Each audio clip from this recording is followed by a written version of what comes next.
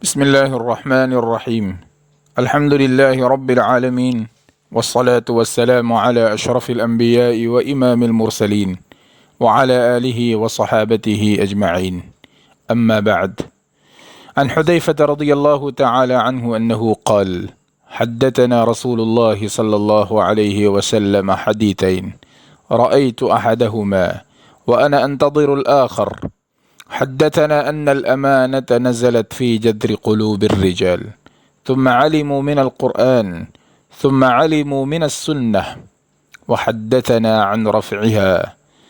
قال: ينام الرجل النومة فتقبض الأمانة من قلبه فيظل أثرها مثل أثر الوقت، ثم ينام النومة فتقبض فيبقى أثرها مثل المجل، كجمر دحرجته على رجلك فنفط فتراه منتبرا وليس فيه شيء، فيصبح الناس يتبايعون فلا يكاد أحد يؤدي الأمانة، فيقال: إن في بني فلان رجلا أمينا، ويقال للرجل: ما أعقله وما أضرفه وما أجلده وما في قلبه مثقال حبة خردل من إيمان. وعنه رضي الله تعالى عنه أنه قال: حدثنا رسول اللہ صلی اللہ علیہ وسلم حدیثین. حضرت حذیفہ رضی اللہ تعالیٰ عنہ ہی سے یہ حدیث منقول ہے. انہوں نے فرمایا اللہ کے رسول صلی اللہ علیہ وسلم نے ہمیں دو حدیثیں بتائیں، دو باتیں بتائی تھیں. رأیت احدہما وانا انتظر الآخر، ان میں سے میں نے ایک تو دیکھ لی اور دوسری کا مجھے انتظار ہے. اب پہلی کا بیان ہے. حدثنا، اللہ کے رسول صلی اللہ علیہ وسلم نے ہمیں بتایا تھا: ان الامانۃ نزلت فی جذر قلوب الرجال، یقیناً امانت لوگوں کے دلوں کی جڑ میں اتری. ثم علموا من القرآن، اے علموها، پھر اسے انہوں نے قرآن سے سیکھا. ثم علموا من السنہ، اے علموها، پھر اسے انہوں نے سنت سے سیکھا. یہ پہلی بات ہے، پہلی حدیث ہے. امانت سے مراد کیا ہے؟ ایک قول تو یہ ہے کہ امانت سے یہاں مراد وہ ہے جو خیانت کے مقابلے میں اور اس کی ضد میں آتی ہے.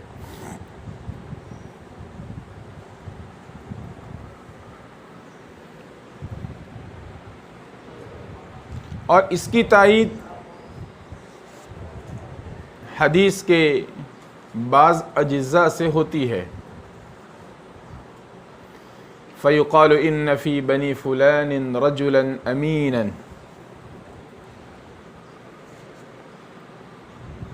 جو آخر حصہ حدیث میں آ رہا ہے.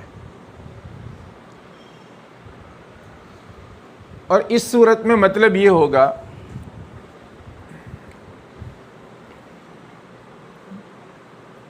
کہ اللہ تبارک و تعالیٰ نے قلوب کی جڑ میں سب سے پہلے صفت امانت کو ودیعت فرمایا، اتارا، رکھا.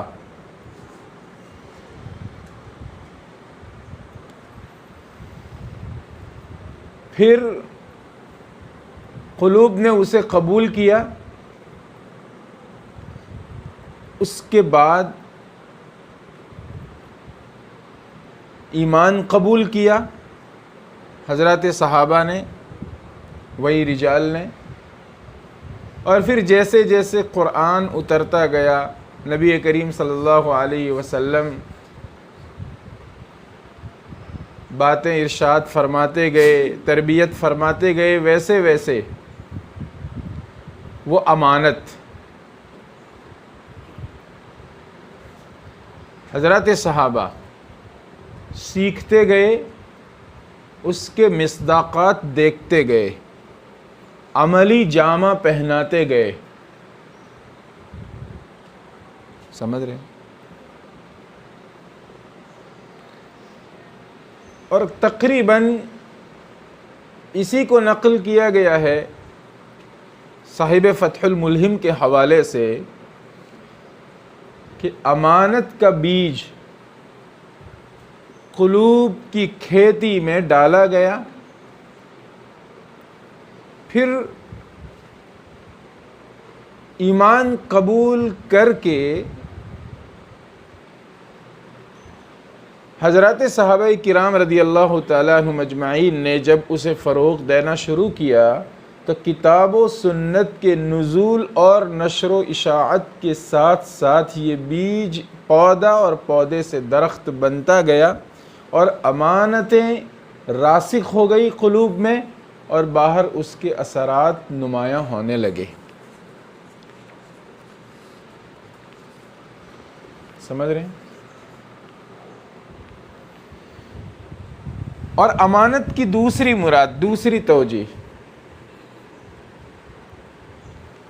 تکالیف شرعیہ ہے، جیسے کہ آیت کریمہ انا عرضنا الامانۃ علی السماوات والارض والجبال فابین ان یحملنها واشفقن منها وحملها الانسان میں بیان کیا گیا ہے۔ اس میں امانت سے مراد تکالیف شرعیہ ہے۔ ایک مومن کو جن احکام شرعیہ کا، اوامر اور نواہی کا، یعنی اوامر کے امتثال کا، نواہی سے اجتناب کا مکلف کیا گیا ہے، وہ تکالیف شرعیہ، احکام مراد ہے یہاں پر۔ تو اس صورت میں نزلت فی جذر قلوب الرجال محتاج توجیہ ہوگا کہ نزول تکالیف شرعیہ فی اصل القلب کے کیا معنی پھر؟ تو اس سے مراد پھر تکالیف شرعیہ کے اخذ کی صلاحیت ہوگی، جو سب سے پہلے اللہ تبارک و تعالی نے رجال میں ودیعت فرما دی، وہ صلاحیت، اور پھر جب ایمان قبول کیا تو صلاحیت موجود ہونے کی وجہ سے ان تمام احکام پر کاربند ہونا ان کے لیے آسان ہو گیا۔ بہرحال ان الامانۃ نزلت فی جذر قلوب الرجال ثم علموا من القرآن ثم علموا من السنہ۔ اور یہ وہ پہلی حدیث ہے، پہلی بات ہے جو حضرت حذیفہ رضی اللہ تعالیٰ عنہ فرماتے ہیں اللہ کے رسول نے ہم سے بیان فرمائی تھی اور ہم نے اس کو دیکھ لیا۔ جو رسول اللہ صلی اللہ علیہ وسلم کا دور تھا، حضرات صحابہ کا دور تھا، اس میں یہ دیکھا گیا امانت کا کیسا عموم اور شیوع ہوا، کیسا۔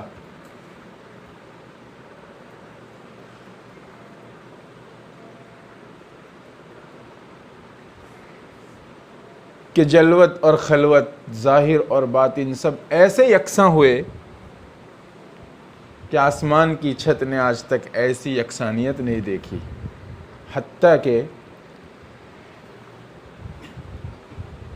ان حضرات میں سے ایک شخص اپنے خادم کو گھوڑا خریدنے کے لیے بھیجتا ہے اور وہ اس کے لیے کوشش کر کے سستا خرید کے لے آتا ہے، لیکن اس بھیجنے والے کا دل اندر سے یہ کہتا ہے کہ جتنے میں یہ خرید کر لایا ہے یہ اس کی ذکاوت کی بات ہے، البتہ یہ گھوڑا زیادہ قیمتی ہے۔ تو وہ اس کے مالک اور بائع تک پہنچتے ہیں یا اسے بلواتے ہیں اور اس کو دھیرے دھیرے بڑھا کر دگنی قیمت دیتے ہیں اور کہتے ہیں آپ علیہ الصلاۃ والسلام نے ہم سے یہ بیعت لی تھی کہ وَالنُّصْحُ لِكُلِّ مُسْلِمٍ، ہر مسلمان کی خیر خواہی کریں گے۔ آپ کا گھوڑا میری نظر میں 800 کا ہے اور میں آپ سے 400 میں خرید لوں، یہ اچھا نہیں لگتا۔ اس حد تک یہ حضرات صحابہ کے دور میں حضرت حذیفہ فرماتے ہیں کہ ہم نے دیکھ لیا۔ وحدثنا عن رفعها، اور اللہ کے رسول صلی اللہ علیہ وسلم نے رفع امانت کو بھی ہم سے بیان کیا تھا کہ امانت دھیرے دھیرے دھیرے کم ہو جائے گی۔ قال ینام الرجل النومہ، فتقبض الامانة من قلبه، فرمایا تھا کہ ایک آدمی ایک نیند لے گا تو امانت اس کے دل سے نکال لی جائے گی۔ ایک نیند لے گا، یا تو اس کو ظاہر پر رکھا جائے یا اس میں توجیہ کی جائے۔ ظاہر پر رکھنے کی صورت میں مراد یہ ہے کہ ایک نیند لے گا، تھوڑی دیر سوئے گا، سونے سے پہلے اس کے قلب کی کیفیت کچھ اور ہوگی اور سو کر اٹھنے کے بعد اس کے قلب کی کیفیت کچھ اور ہوگی، بسرعت امانت کا رفع ہوگا۔ اور یہ بعض احادیث سے مؤید بھی ہے، مثلا یصبح الرجل مؤمنا ویمسی کافرا او یمسی مؤمنا ویصبح کافرا۔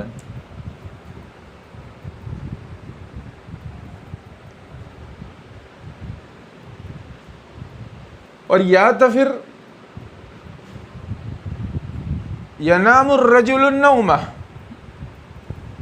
نوم سے یہاں غفلت مراد ہے۔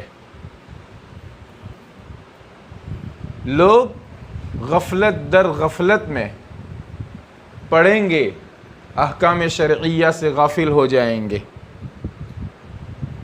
اوامر اور نواہی سے غفلت و سستی برتیں گے، جس کے نتیجے میں قلب کے اندر سے امانت ختم کر دی جائے گی۔ جیسے جیسے سستی بڑھے گی ویسے ویسے یہ امانت ختم ہو جائے گی۔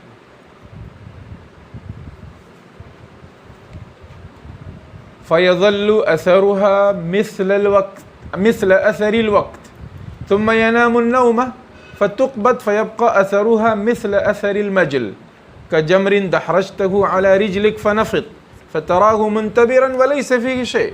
پہلے ان تین چیزوں کو سمجھتے ہیں کہ اثر وقت سے کیا مراد ہے، اثر مجل سے کیا مراد ہے، اور نفط اور انتبار سے کیا مراد ہے۔ وقت کہتے ہیں چھوٹا سا نشان، جسم کی کھال کی رنگت میں دوسرے رنگ کا چھوٹا سا داغ پڑ جاتا ہے، اسے وقت کہا جاتا ہے۔ مثلا آپ کا بدن ہے، ہاتھ ہے، ہاتھ کا آپ کا جو چمڑی کا رنگ ہے اس میں کوئی اور رنگ کا ایک داغ، ذرا سا دھبا پڑ جائے، جیسے کسی کو سفید داغ پڑتے ہیں یا کسی کو اور کسی رنگ کا ہلکا سا داغ پڑتا ہے، دھبا پڑتا ہے،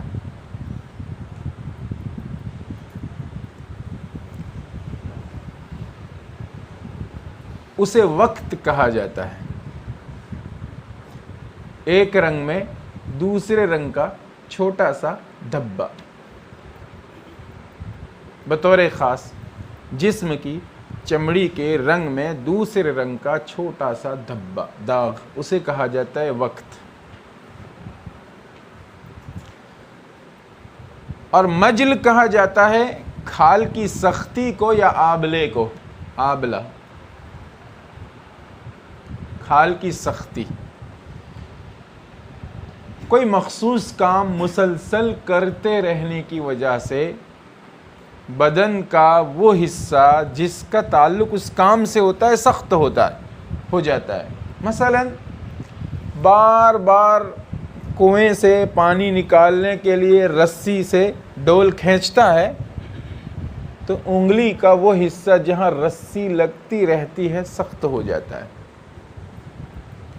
جیسے آپ کو کبھی ایسا ہوتا ہوگا کہ مسلسل کئی دن تک کچھ لکھتے رہیں تو جہاں قلم لگتا ہے وہاں کا یہ حصہ تھوڑا سا دوسرے حصوں سے سخت ہو جاتا ہے۔ مثلا کوئی پشت کے اوپر کوئی چیز لاتا ہے اور رسی سے ایسے آگے کھینچ کر اٹھاتا ہے تو یہ کندھے والا حصہ جہاں رسی لگے گی وہ تھوڑا سا سخت ہو جائے گا۔ کھال کی اس سختی کو کہا جاتا ہے مجل۔ کبھی وہاں چھل جاتا ہے تو اسے کہتے ہیں آبلہ۔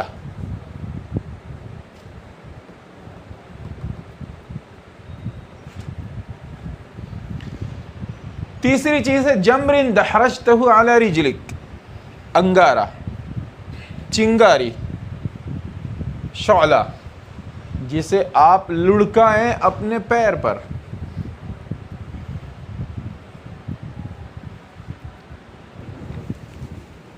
جسے آپ لڑکائیں اپنے پیر پر. فنفط، تو چمڑی پھول جائے. چمڑی پھول جائے. نفط. فتراه منتبرا، تو آپ اسے ابھرا ہوا دیکھو. تو آپ اسے ابھرا ہوا دیکھو. حالانکہ اس ابھرے ہوئے حصے کو پھوڑو تو اس کے اندر کچھ بھی نہیں ہے سوائے گندے پانی کے. سمجھ رہے ہیں؟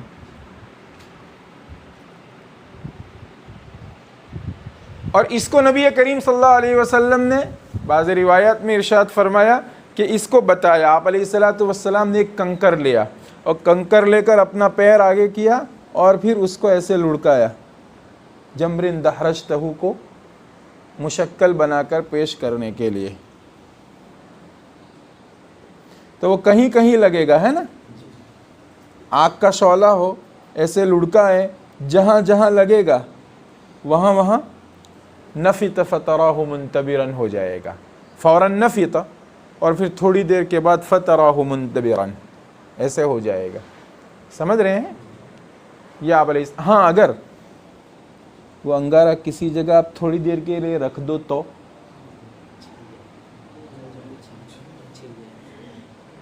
چاقو ہے، جل جائے گا. آگ کے شعلے سے، چنگاری سے کیا ہو جائے گا؟ جل جائے گا. بعد میں زخم ہوگا. ٹھیک ہے، جل جائے گا. لیکن اگر آپ لڑکا دے تو جہاں جہاں وہ لگے گا وہاں وہاں نفط، پھول جائے گا، ابھرا ہوا لگے گا. اور پھوڑو گے تو اندر سے کچھ نکلنے والا نہیں ہے، صرف گندا پانی. یہ تین چیزیں ہیں. امانت کے اٹھ جانے کو بتدریج ان تین کیفیتوں سے نبی کریم صلی اللہ علیہ وسلم نے بیان فرمایا ہے. اس میں دو رائے ہیں کہ یہ جو اثر بتائے ہیں وہ باقی ماندہ امانت کے ہیں یا مرفوع امانت کے ہیں. پہلی رائے تو یہی ہے کہ رفع امانت کے بعد باقی ماندہ امانت کے لیے ان تین ترتیبوں کو آپ علیہ الصلوۃ والسلام نے بتایا ہے. اور الفاظ حدیث زیادہ تر اسی کی تائید کرتے اور اکثر نے اسی کو اختیار کیا ہے. یعنی مطلب یہ ہے کہ تقبض الامانۃ من قلبہ، اس کے دل سے امانت اٹھا لی جائے گی. فیظل اثرها، تو اس امانت کا اثر باقی بچے گا. مثل اثر الوقت، وقت کے اثر کی طرح،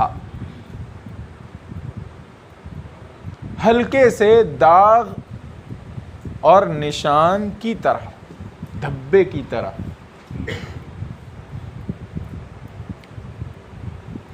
امانت ختم ہو جائے گی، امانت کا ہلکا پھلکا دھبا رہ جائے گا، داغ رہ جائے گا، باقی سب حصہ ختم ہو جائے گا.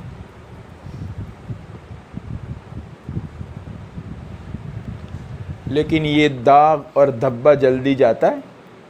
جو چمڑی کے رنگ کے ساتھ دوسرا رنگ کبھی ہوتا ہے وہ جاتا ہے، دھلنے سے چلا جائے گا نہیں نا جی.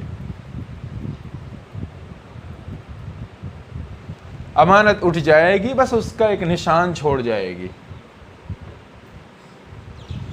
ثم ینام النوم، پھر ایک نیند لے گا، یا تو حقیقت پر یا پھر غفلت میں اور سستی میں اضافہ ہوگا تکالیف شرعیہ کے انجام دینے کے باب میں. فیبقى اثرها مثل اثر المجل، تو مجل کے اثر کی طرح اثر رہے گا. یہ دوسرے والا اثر، یہ دوسرے والا. اب اتنی ہی امانت رہے گی جتنی کہ مجل کا اثر ہوتا ہے. گٹھا پڑ جاتا ہے، یا یہ کہ آبلا پڑ جاتا ہے، چھل جاتا ہے، بس اتنا رہے گا۔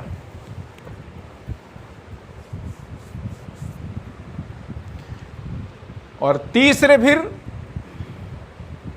اس کو سمجھایا کا جمرن دحرجتہ علی رجلک، بس ایسے جیسے آپ اپنے پاؤں پر لڑکاؤ کسی چنگاری کو فنفت تو وہ پھول جائے،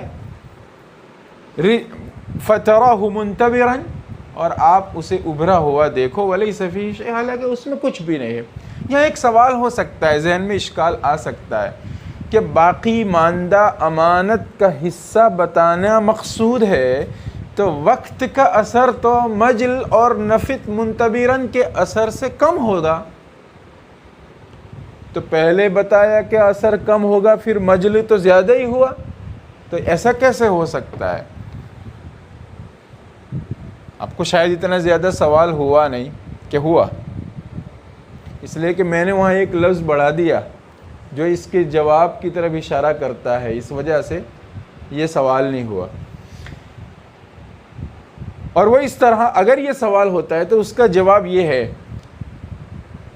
کہ جیسے میں نے پہلے ہی کہہ دیا کہ وقت کا جو اثر ہوتا ہے وہ جلدی جاتا نہیں، اس کے بجائے اس کا جو مجل ہے اس کا اثر اس کے مقابلے میں جلدی جاتا ہے۔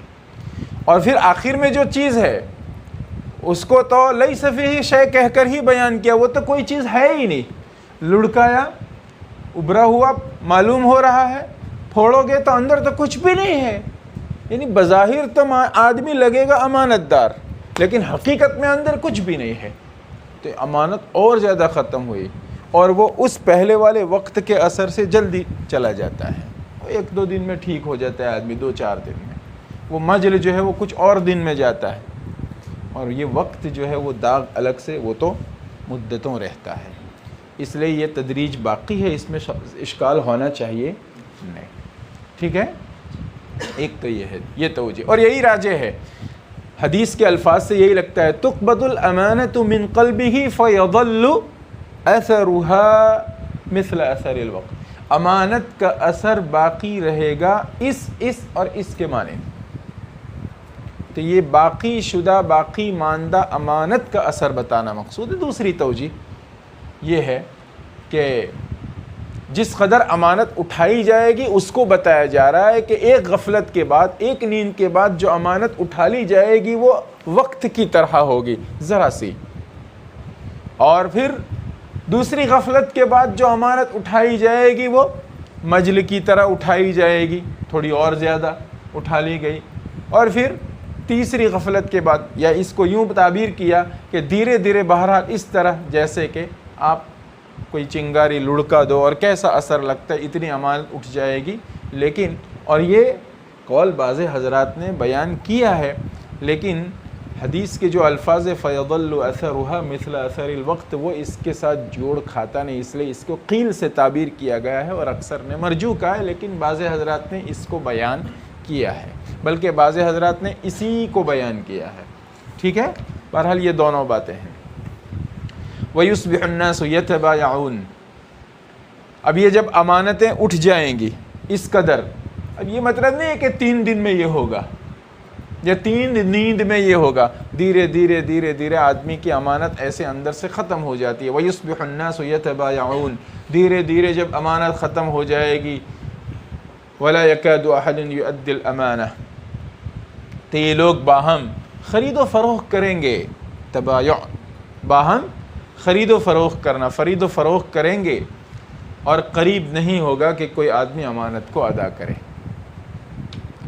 کیا بائع کیا مشتری، یہ لوگ آپس میں خرید و فروخت کریں گے لیکن بمشکل امانت کو ادا کر پائیں گے۔ ثمن بھی امانت ہے اور مبی بھی امانت ہے، یہ مبی ادا کرنے میں گڑبڑ کرے گا، وہ ثمن ادا کرنے میں گڑبڑ کرے گا۔ فیقال، پھر تو دھیرے دھیرے یہ عالم ہوگا کہ امین باقی نہیں رہے گا کوئی، نفی بنی فلان رجلا امینا، یوں کہا جائے گا بنو فلان میں ایک آدمی امین ہے، فلان خاندان میں ایک آدمی امانت دار ہے، فلانی بستی میں ایک امانت دار ہے، دھیرے دھیرے امانت اس قدر ختم ہو جائے گی۔ وَيُقَالُ لِلرَّجُلِ، اور یہ عالم ہوگا، آپ کو معاشرے میں زیرک و ذہین، ہوشیار، ظریف الطبع لوگ ملیں گے، ان کی تعریفیں ہوں گی، لیکن وہ سب کچھ ظاہر ہوگا، اندر کچھ نہیں ہوگا. ٹھیک ایسے جیسے کجمر دحرجتہ علی رجلک فنفض فتراہ منتبرا، ایسے ہوگا. یقال للرجل، کسی شخص کے بارے میں کہا جائے گا، ما عقلہ، کتنا سمجھدار ہے دنیاوی معاملات میں، خرید و فروخت میں، لوگوں سے معاملہ کرنے میں، لوگوں سے ڈیل کرنے میں، دنیاوی امور میں کتنا سمجھدار ہے. وما اضرفہ، اور کہا جائے گا کتنا خوشگو ہے، کتنا زبان آور ہے، کتنا ظریف الطبع ہے، بہت زندہ دل آدمی ہے. کیا کہا جائے گا؟ بولتے ہیں نا، بہت زندہ دل آدمی ہے. وما اجلدہ، اور کہا جائے گا کتنا چست و چالاک ہے، کتنا قوت والا ہے، کیا باڈی فٹنس ہے.